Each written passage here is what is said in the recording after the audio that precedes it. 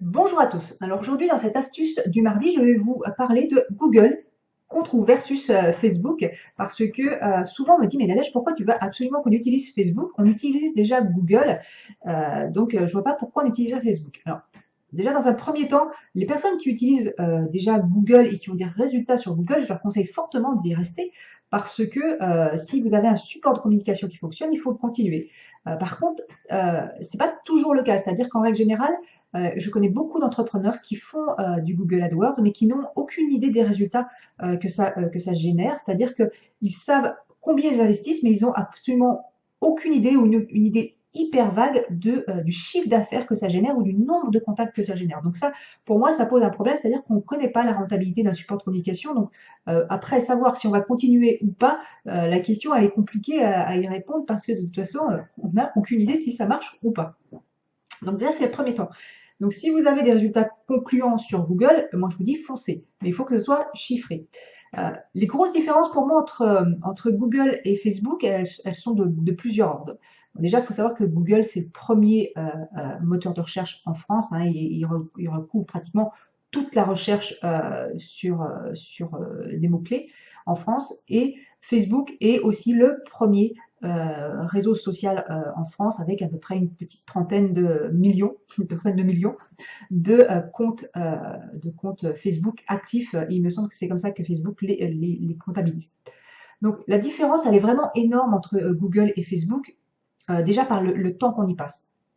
Par exemple, Google, lui, c'est un annuaire, c'est-à-dire qu'on recherche un résultat et quand on a le résultat, on clique. C'est-à-dire qu'on y reste quelques secondes sur Google, tout au plus 15-20 secondes, ce qui est absolument pas le cas de Facebook. L'objectif vraiment de Facebook, c'est qu'on y reste le plus longtemps possible.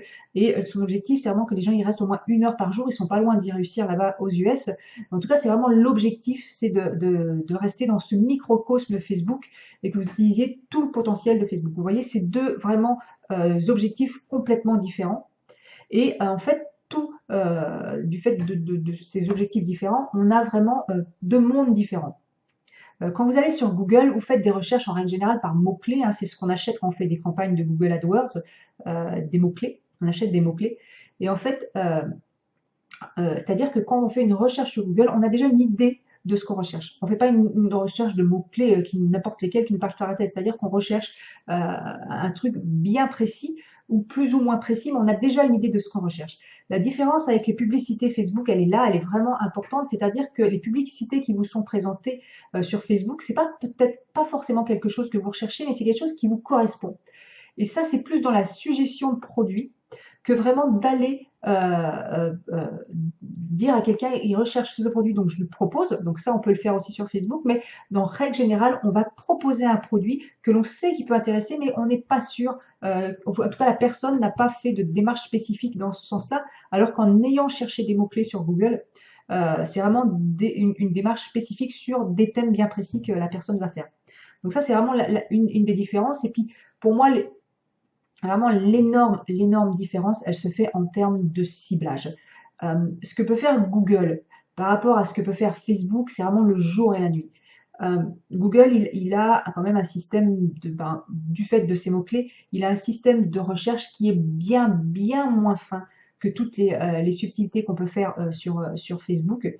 Je vous en parlerai dans une autre vidéo. Tout ce qu'on peut faire en termes de ciblage sur Facebook, c'est exponentiel. C'est des ciblages qui n'existent actuellement sur aucun autre support de communication, que ce soit à partir de votre fichier client, à partir des interactions des gens sur votre page, sur votre site internet, à partir des centres d'intérêt des gens, de ce qu'ils aiment, de ce qu'ils vont voir, de ce qu'ils lisent, etc. Tout ça peut être ciblé de façon extrêmement précise et on peut recroiser les informations, ce qui donne un potentiel énorme de ciblage de vos prospects. C'est-à-dire qu'on va pouvoir aller chercher de nouveaux prospects en fonction de critères généraux et qui ressemblent à vos clients. Et ça, c'est un moyen d'aller chercher de nouveaux clients de façon importante qui est différente de celle du Google, du fait que quand on va sur Google, c'est parce qu'on a déjà une recherche précise en tête, même si Google a aussi ce petit système de ce qu'on appelle les Google Display, c'est-à-dire les affichages sur des sites précis de bandeaux publicitaires, mais ça reste quand même assez limité par rapport à tout le potentiel de ciblage qu'on a sur Facebook. Et enfin, une des dernières critères qui me semble hyper important, c'est que quand vous faites de la pub sur Google, vous avez un titre, 2 ou 3 lignes de texte et un lien. Donc, grosso modo, c'est ça.